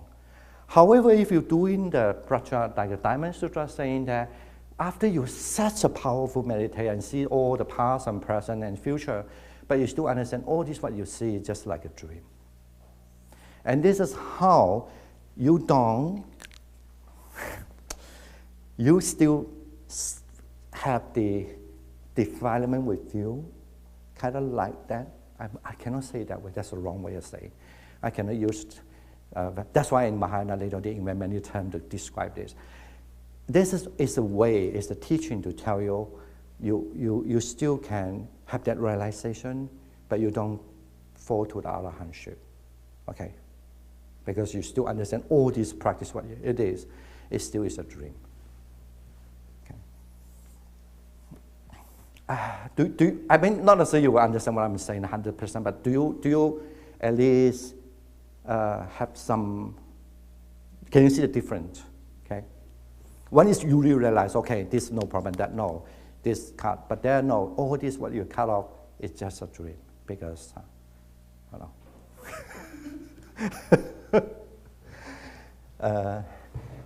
You know why? I've explained it already. The reason because become a bodhisattva, in order to be a Buddha, you cannot be arahant, because arahant means you cut off all the defilement and then you don't reincarnate anymore. If you don't reincarnate anymore, you cannot save many people. You only just this life become arahant, you're done, right? But according to bodhisattva or mahasattva, that you want to be a Buddha one day, that you can be so powerful. I think I don't have time to speak many now in the Diamond Sutra say that. That's what the Diamond Sutra keep on say so many things, telling you how powerful the Buddha can be. And also here, but then if you are just practice become arahant, you die like that. But now you don't. You need to, after you have such a powerful meditation, you must understand that still is a dream. That's how it helps you not to fall into arahantship. You still carry on with the wisdom, and then you still carry on. So, I mean, because I've been, you know, as I'm sure that Katie was kind to introduce me about. I used to teach in the university, not only just there. I teach many different universities. And of course, I also read a lot of academic paper, I guess. Usually I teach in a postgraduate. So then what I want to say is that I do understand sometimes some people explain different from me. But of course, I still believe my one is a better one, okay? So it's also, at least to me, clearly explain why they still have highly practiced, even based on what the so-called early Buddhist teaching practice, but still there's a little different. The difference is there. So they still have to persevere as a dream. Then you are not fully become like, almost like you can say you are not become fully engaged, but then you still have the very, very powerful understanding. So, all right, so this is why here it say the liberation, to understand here nothing, usually Mahayana, generally, even Diamond Sutra, the Nibbana is one of the ultimate stage you need to reach, but it's not their big concern, okay? The big concern is how you can be a bodhisattva. What is the correct way to become a bodhisattva? So here you say, when you say, this is why you say, now what do you mean that present? But the present is that it doesn't stay long. So the present is fleeting like a lightning. The future with the cause seat draws the mind onward like the clouds, okay? Anyway, here they say that thus by understanding the rising and transformation action across the three times, one realizes the doctrine of no self. This revealed the aspect characteristic of conformity with the liberation. All right. Okay, let me see. So I'm just giving this is saying, and how should one illuminate or manifest it, so that they use this or simile. Now, even though you don't necessarily remember everything, but at least now you say, the Buddha did say, it should be illuminated. Therefore, it said, basically mean how it should be illuminated and manifested. So, like the sky that you have you can read it. And how should one illuminate and manifest it? Just like the sky stars in the darkness, like a lamp, blah, blah, blah. Now you understand why they want to use this simile. And this is how the Buddhist text closed. And after that, of course, then the monk, even with the Subhuti, as the man, monastic monk, asking a question or even answering a question, so say that they were delighted. And this is the end of the text. Shall we just end the class now? Maybe that would be great, right? So unfortunately, the class had to go on. So like life. So now we again back to the text from the beginning. I was actually supposed to finish this slide when we have a first class. And now end of the first class. The second class, we have a little rest first. Talk about the Chinese Diamond Sutra. We have a translation, just have a basic understanding. First, it will translate either 344 to, anyway, simply that in that time, the Diamond Sutra was translated by Kumarajiva. And then the second translation is around 509, translated by Bodhiruji. But if you're really, really into Diamond Sutra, I certainly would suggest you, if you read Chinese especially, you read a different translation. That it will give you a lot of very interesting idea, because from there you can see how they understand the Diamond Sutra a little different. So, translation is always an interpretation. So. And then the third one, Paramatta also translate 562, and also Dhammadipa translate that also during that almost like later almost 590. Dhammadipa translate those. I'm not going to explain those things, but just usually we know there are 6. But then, of course, even including the modern or even very recent, there's much more than that. But we still, as a scholar, usually you have to base on the old one to look at it. So we don't. And then now the one that I'm using is that by the Shenzhuang also translation to 648. But I also mentioned how that the text come from, right? It was in the Mahapraja Paramita literature originally. So, but under the section of called the able to cut diamond. So in the section of that. So now, and then even one of the later translation, which I also like it quite a lot, is by Yi Jin during the 703rd. But they also translate that time. You have to understand some of the translation actually was supported by the court in China in those things.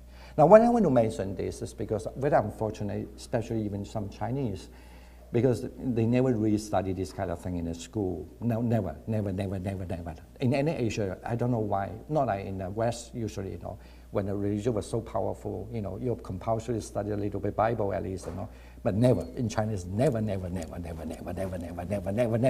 the school. But unless you go to a temple sometime, or unless you go through, or what. That's why people really have no knowledge about it. Especially when I come to America, sometimes I feel shocked when I hear people say, China had no culture, nothing. I mean, what? And only, I come here, why I become this religious, It's fine, that's your like it. But then they also say, but actually if you look at the history, the China old day is one of the biggest in history that do the translation from foreign language into Chinese. Thousands of the text translate from Sanskrit into, not only Sanskrit, like Indian language, into Chinese.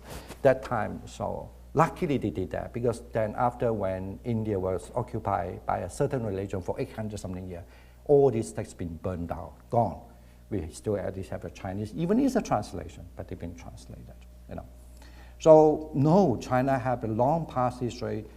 You could claim that is this civilization that never done in any country translate so many foreign literature into their language, even during stuff from,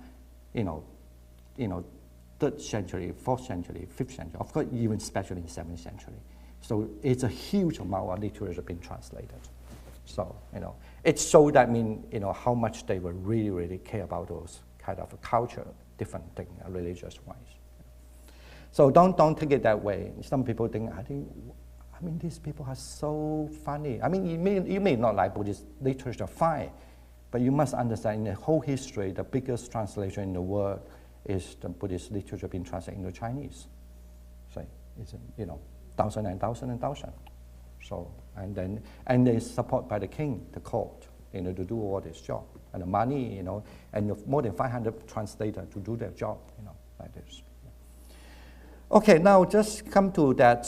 This is a Sanskrit version. Just want to say that how that Sanskrit version come from. It was found in some other places. Anyway, it's later on. So basically mean almost like that we get a publication from 1961. So this is how we start to have a Sanskrit version. Otherwise, before that, we have no way to do the comparison. But I was told actually China also they found some Sanskrit version from a Dunhuan. But I was told I don't know because as my research is basically it's not Diamond Sutra, luckily. Otherwise, you get more confused. Sometimes when we study too much and we say so many unimportant things in one talk. So anyway, but then we know that from 1961 that's a Sanskrit text being found. So that's why since then a lot of comparison, a lot of we can also see a lot like the commentators or what kind of version. What kind of, really original text, what is say, in there. Now, okay, now just we have that. Now, another thing is a big topic. Now, we have to understand the Diamond Sutra, you can also understand through that kind of 7 steps. One means the continue of the Buddha's seat, because that's what the main thing about the Diamond Sutra. They must teach you the way how you can be a Bodhisattva Mahasattva, right? Not become Arahant. That's what they are not. That's a Diamond Sutra. And that's why the Chinese people like it so much. They don't want to just to be Arahant. They think, okay, not good enough. They want to be like a Buddha in the future. And they want to be a Bodhisattva, a Mahasattva. And the Diamond Sutra is so sensational, famous in China. Even though you are not a Buddhist, maybe you heard about there's something called Jingan Jin, so the Diamond Sutra. And then there's certain things about spiritual initiated practice, how you initiate a practice, to be that, according to the Diamond Sutra. And then the third one is that even though you initiate a practice, what kind of focus, what the focus point you're doing. So that's mean the third. You need to learn how to abide here, almost like you practice a loving kindness meditation. So that you need to how to stay your mind in that where you stay. You don't want to stay like reading a book. No, of course not that. Where you should stay, how you should understand. And then when you are doing that, what kind of antidote you need to have in order to maintain your mind to stay like a bodhisattva, right? And then how you are not failing to do it, but you still keep on, put your energetic and keep on. That's what is the fifth one. And this is how you build up your ground. You build up that kind of state, build up that kind of power, according to the Diamond Sutra. And the last, this is how you can entitle to call yourself a bodhisattva, a mahabodhisattva. So all this is actually called entering the meaning. Now I like to say this word. A lot of people also might not necessarily fully understand this. Why there's a meaning here?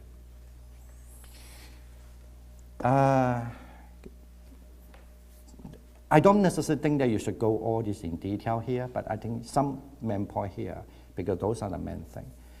Usually, when we practice anything, and when you practice, first you will learn the teaching first, the Dharma. You don't necessarily learn the meaning. Normally, when I say normally, this is almost like 100%, it's almost like 99% or 95%. You learn the teaching first, and then you go to the meaning. Now, so this is the reason why you need to find experienced people to teach you, right? So for example, if you go to learn swimming, right? If the person just want to read the book from the swimming, they teach you to swim. How that can be? You still can swim, but good luck, So, especially I'm talking not like a shallow water, say they go to the sea, deep sea swimming, okay? Imagine that way, good luck. So, yes, you might be lucky enough, but that like that. So, the teaching just means something, Yes, but when you really know how to swim, for example, if you are, then you also need the teaching, because you need the teaching to explain the thing. So, but then you know the meaning of swimming. So that's mean by the meaning. Meaning is referred to something almost deep down there. You have experience and know what it is. Now, if you don't understand what I'm saying, again, I give you one other very simple simile. Not simile, example. For example, like, if I say, you got to be a good person. So it's a teaching, right? But you can argue, no, I don't need to be a good person, because to be a bad person, I can earn more money. So if I be a good person, I don't earn that much, for example, fine. And if we have a discussion, argue, blah, blah, blah, blah. And then, all right, at the end, you've been convinced by me that to be a good person, you earn more money. So that's what you like, you want to. And then you just try to be a good person.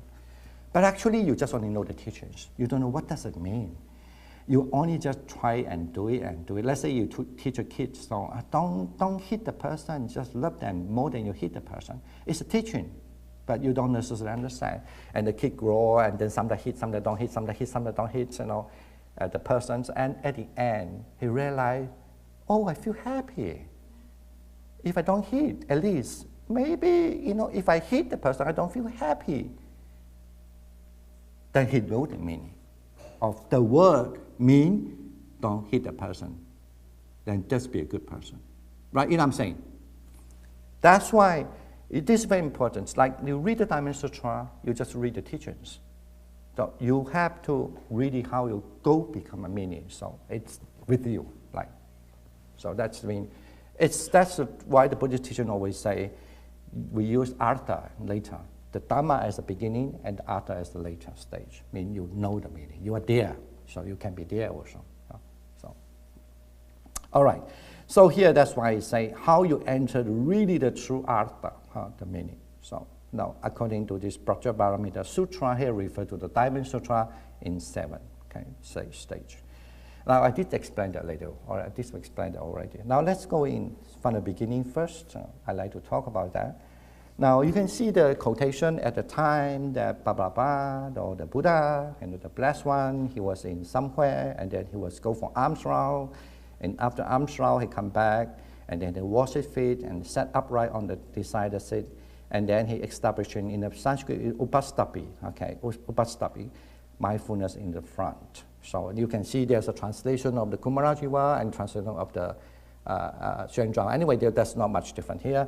But generally, there's a Sanskrit up here. It's a very small character because I don't want to read it. So anyway, I'm joking. Yeah, it's just a show off, Paul. Okay, just a show off. Just think about it, it's a show off.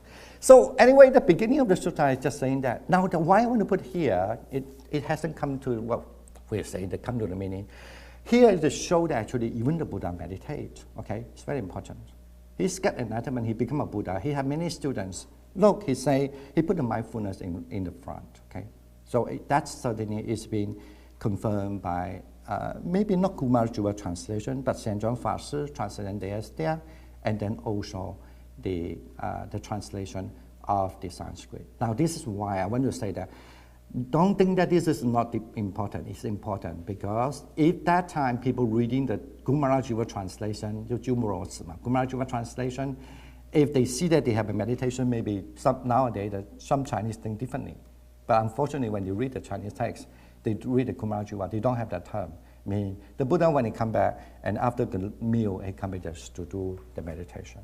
So write the mindfulness in the front. So I just want to show why it's so important to read different versions, okay? Please don't argue with me which is correct, which is you like. It's not my business, okay? I'm just showing that, okay? That, so whatever you like, please always understand this is your life, it's not my life. My job is just come here to give a teaching, and that's all. But I'm still going on my life, and you go on your life, okay? So you don't need to argue that with me, okay? All right, now we understand that part. So after what happened, this is in the Diamond Sutra, right? So because I know it's a lot of you are not necessarily remember everything in Diamond Sutra. Maybe you read it, even including me. I don't remember because that's, as I say, Diamond Sutra is not my main practice or main subject basically. But I was kind of like, the trustee here was very kind, asked me to give that talk. So I was just, all right, why not? It's a good time to share my little understanding what the Diamond Sutra says. Now, that now we back to this so-called the conformity of the Buddha seed. The continuity, how from the Diamond Sutra imply that there's something called about the continue of the Buddha seed. I mean, you must be how to continue the Buddha seed. That's what the main thing, one of the main thing of the Diamond Sutra, right? So it say, marvelous blessed one, most marvelous Sugata, that this definitely is spoken by Subhuti, right? Subhuta. How greatly the Bodhisattva, Mahasattva have been conferred favor by the Tathagata, the Arahat, the perfect enlightened one, with supreme conferred favor. So the word is anugraha in Pali, or usually in Chinese translate serso. And then it say, marvelous blessed one, how greatly the Bodhisattva, Mahasattva have been commissioned, or something you can say entrusted, okay? Can be entrusted ever so much by the Tathagata, the Arahant, the perfectly enlightened one, with the supreme commission, or you can say with the supreme entrusted the task. How blessed one should a noble son or noble daughter who has set forth on the Bodhisattva path abide, and how should they practice, and how should they control their mind? We'll talk about later. Here, this passage in there, according to Asanga understanding, or that's what the main thing from the very beginning, the Subodha was saying that already, yes, Buddha, you are really, really, I can see that the point now. Buddha, you want to continue how we can still, continue the seed of the Buddha, become the seed. You plant the seed as being the Buddha. So this is what from today's talk, I can assure you, you change your way of reading the Diamond Sutra. So maybe you don't. Write to me, okay, you don't. So I maybe need to give another lecture again. That's my purpose. And so he said, yeah, that's what from the beginning. So if people read Chinese style, just go on a Chinese style. So when you see this, a green color usually represent, you can see that word is not in the Kumarajira translation. And then that's my translation because sometimes still the Sanskrit a little different from even the Shenzhen translation. But if you read the Chinese. No. So that's why it means how a bodhisattva begin the journey to have this path, So, and then, because firstly, the Buddha was really like entrusted the job for them. And also the Buddha also kind of trust also being, advised or sometimes what I translate English term is called the favor, confer the favor, So that's in the Sanskrit there. I mean, that's why from the very beginning, the text say that after the Buddha meditate and the Subhuti, and then he, came to ask the Buddha about the literature, about the teaching. So that's why then the Buddha began this sentence saying that yes, thank you for your asking this and that. So. But anyway, and then when the Buddha said yes, and then the Subhuti was saying this way, so thank you for your entrusting this. I mean, thank you, Buddha, you actually wanted to us to be still passed down, so carry on, continue the Buddha seed. So, yeah. Now, and then here, the word is now, here, it's just one very important word also. So how blessed one should a noble son or noble daughter who has set forth on Bodhisattva path abide. Here, how we say, go abide, right? How they dwell, how they stay. How should they practice? And how should they control their mind? Now, I want to put this here because the word here, when those people they start fasting in Chinese, okay? Maybe when they want to have this kind of fasting or set up the mind, go forth the mind, to become wanted to follow the Bodhisattva path. How should, where they stay? What kind of practice here? So here the Sanskrit pratipata vyam. I mean, if you learn Sanskrit, you know the word. Vyam means should be. Okay, should be practice. Mean should be meditate. Pratipati. Not should be practice. In here, certain practice mean the meditation, and how they should be. The word na prakahita vyam. Here generally it could simply just translate how they control their mind. So, but when you look at the Kumarajiva translation. So that's interesting. He used 降伏其心. I don't mean that this is not a good word. Maybe in those days it means different thing. It maybe mean exactly the meaning. But in the modern time, it definitely mean differently. So that's why I always tell people when you read the Chinese, the old text Chinese, don't be too sure. Okay. So of course Still, I don't know. Ask Kumarajiva. Don't ask me because I'm not a translator. Okay, I don't know. Go back to the past life and ask Kumarajiva. Okay, Kumarajiva. So why you want to translate that term? Is there somebody did that to you? You didn't read it or what? You know. So anyway, so it's not my my job. But then, basically, very clear is how you control your mind. So now, because with that, only with this side of understanding, the whole text, with the explanation makes sense. Make much more sense later. Okay. Now, that is the first thing is about that, and second is the aspect of initiating the practice. So, and then the blessed one say, Subhuti, a mind should be generated by one who has set forth on the bodhisattva path, as many beings, Subhuti, as there are in the rhyme of beings, whether born from eggs, from womb, from moisture, or miraculous born, whether with form or without form, with perception or without perception, or neither with perception or not with perception, however many conceivable beings there are. I usually underline, that's the main point. This being all must be led to final nirvana, called parinirvana, but payititwa, to the nirvana without a substrate. So now, this is why you initiate your mind. You are not just simply because you think, okay, I want to practice, I want to do, that you must have this initiated mind that I want to, whatever kind of human being, whatever kind of beings, not human, beings that whether they were born from any kind of way, form, any way, that you want also help them to attain the final liberation, called, right?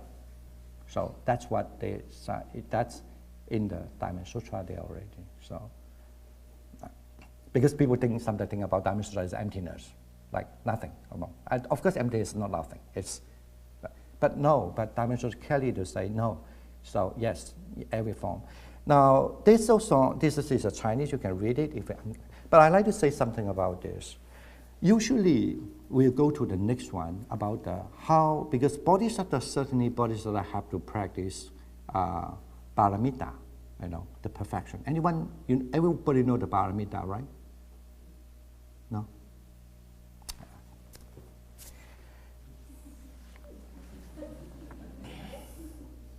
Let me see how I should say something. Usually the word paramita in Boromi in Chinese, paramita it's simply English translation called perfection. But normally the word have a lot of course, if you learn the Buddhist philosophy, a lot of explanation. But simply understand paramita, especially for the sake of this talk, paramita, it's something a bodhisattva, not beside the practice. Whatever they do, it has to go according with it, with the paramita, the perfections.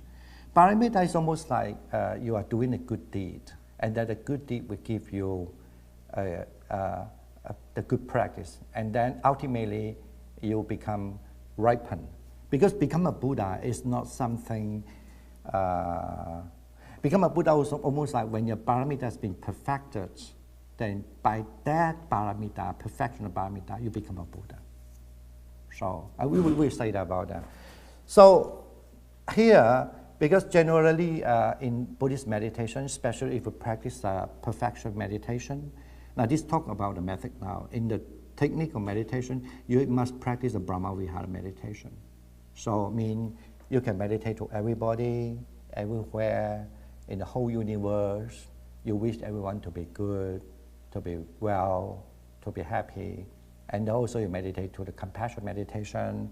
Everybody, even they have a suffering, that they have to be good, to be well. And the same thing with joy meditation. So everybody, whenever they have success in their joy, also be joyful with them, and then to be well, to be bad. And by that also, you understand everyone is different, even whatever different, whether they are a good person, a bad person, or bad person, you also want to understand why they are good, why they become a good, why they are a bad. It all still because due to their karma, their way they grow up, the way that they understand the thing. That's why make them in such a way. So then you build up an equanimity mind. So all this called the Brahma Vihara meditation. Now, all the meditation you must learn it. This is as a basic. We are still not talking about, this is nothing, still we didn't come to the wisdom part, so-called the Prajaparamita, No, we didn't come to that. It's just a practice. Every bodhisattva had to practice because that's how the bodhisattva is. So when they practice that, then they need to also come to the stage to understand even whatever form they were born in the heavenly, they were like miraculous born as when, because they believe there are certain kind of heavens, when they were born, they will immediately just become a child. They don't need to be in the mother womb. That's why they say born from miraculous way. When they were born, they were about 3 or 4 years old child. It's almost, you can say, almost like clone, when they were cloned, or something like that in certain heavens. So whatever way they were born, they were like a birds with eggs, and they were born all these beings. You still want them to be with a loving kindness, a compassion, and blah, blah, blah. So a compassion or joy or equanimity. Now, but because you practice the Braja Paramita, meaning the wisdom, so with this, you must understand them. You want them also attain the final Nibbana. That's the difference, okay? Now, for example, when you, as a basic learning meditation, we don't ask you to do that. You don't just meditate and say, oh, I wanted to attain the Nibbana. Come on. You are nothing. Why you want to think that much? You know, just build up the loving kindness, compassion, equanimity, joy is enough for you already. But I'm saying that for very, very, very deep practitioner. So when they have wisdom, they still using the same technique, but they have to think even for that everyone, even the heavenly being that they were born from, no thought and with the thought or neither thought with the thought. I mean, those are meditation states that they were born in different heaven. That they are in that kind of heaven state, no thought or neither with a thought. So I have no time to explain all this detail, but I'm just saying that they are the whole universe. So whatever they are, whoever they are, what kind of born they were, what kind of mental state they have the power, so that they were born there, you still want them to be attain the final liberation. That's what the difference between a bodhisattva mind and not a bodhisattva mind. Okay, that's mean by the aspiration. That's mean by the aspect of initiating the practice. Now you get it a little understanding now. Is it boring? I saw some of you find it's very boring. Boring, let me know. I will we talk some story and just say, haha and nice. Huh?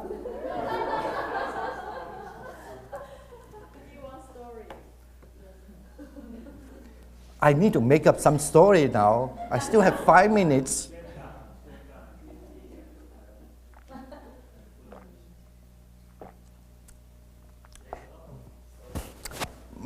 Actually, now, why I want...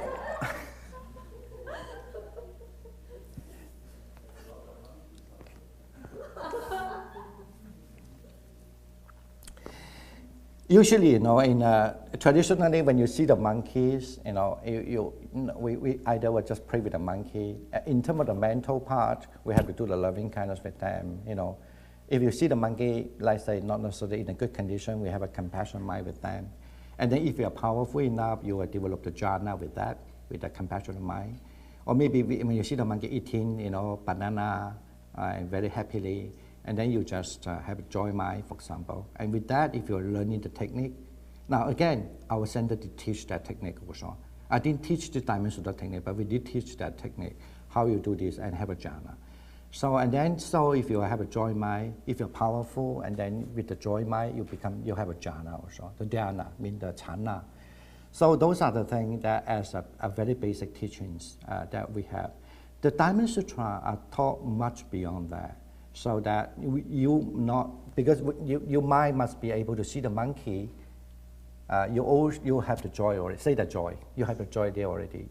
Either you have a jhana, deep jhana or not deep jhana, is not the matter. The matter is that your mind is so focused, it's so good. So because once you have a jhana or dhyana, so your mind is basically mean pure. So you are there. So but then, because you are the bodhisattva, mahasattva, so you cannot just think in that way. It's not enough. You have to even wish this monkey, very naughty, and eating banana, or maybe teasing you, right? So you must also wish them to be finally can attain the final liberation. That's the difference. That's what. It's a good story. It's not a good story, I know. But that's how I can make it up. You can see how foolish I am anyway. So, yeah. That's what here when you say that different of the Diamond Sutra is in this path. So I think we have enough time already, right? So I know a lot to talk. I'm so happy we don't have to talk so many things. So let me just see what I can just jump it off. Yeah, Now, don't worry. Before we are going to say about this, oh, did I miss something? Yeah, we suppose, yeah, not miss in there. So I know that I cannot finish it, but I will just give you an idea. So with that thing, and then you come to that, where you should allow your mind to stay. So I will just go through it. First, the ground of faith, how it comes out, how your ground of purifier comes out. I'm sorry. How you generate the mind that we talked about already. That's why you stay your mind. Remember how you generate the mind? How? Yeah, whichever one you find in liberation, right? And then how you practice according with the perfections, I mean the paramita, and then how you aspire to attain the form body, how you aspire to attain the Dhamma body, how that because that you can cut off your pride because you think that you attain any sainthood, blah blah blah, and then also how you always can stay, even the Buddha is not here, but you're always with the Buddha. I mean, this is an interesting part, okay? And then how you always understand you always can with the Buddha land, and then how you can also make these people and maturing these people become a good, and then how you stay this worry, basically mean how you keep your mind in a good focus without distraction, not with other teaching, with the Buddhist teaching. There are so many of them, right? But you can be, because they say this way, they say that way, and then your mind and keep it in one way. Don't, okay? And how then you can be contemplating and destroying, basically mean, actually, here destroying mean anything comes to you that become a hinder to you, and then how you still doing your dana paramita. I will talk that also to the Buddha. You will by practicing me. You're always actually by practicing this, the bodhisattva part mean you're also always offering the thing to the Buddhas, because that's traditional belief. Offering the thing to the Buddha is the greatest, the most powerful one, right? The greatest merit you gain. So how then you are still keep on practicing still, and then you up to a point that your patient paramita become more perfection, and then how you also, even though you have a jhana and all these things, but you are not attached to it. And with that not attachment, that the peaceful that through your wisdom, and how then you slowly almost go to the really good Buddha path, that you find the right teachers and attain the highest Buddha path. Now, I finished my job. All this actually in the Prajaparamita, and all this in the Diamond Sutra. Okay, we take a break first, and then lunch for you to think about that. And later we are going to go through this with the Sutra, with the Diamond Sutra, to to prove that that's what it's actually. Accordingly, that's what I will just explain. In each this lie say this, that lie say that, okay? And what does it mean? In a little bit more details. Good. Thank you. I don't want to take people out of the lunch. Lunch is very important. So I will see you at 12:50. Right? Meditation later. Okay. Yeah. Thank you for your coming. So I hope you don't run away. Enjoy your meal and challenge me a little bit with a humble way. Humble way means. I'm not expert in Diamond Sutra. As I say, this is not my main thing, but at least still, I think I try my best already. So, but I will see you later. Thank you. Okay, yes. Thank you. Yeah. So, should we have 3 bows to the Buddha before we went to lunch? Yes, certainly.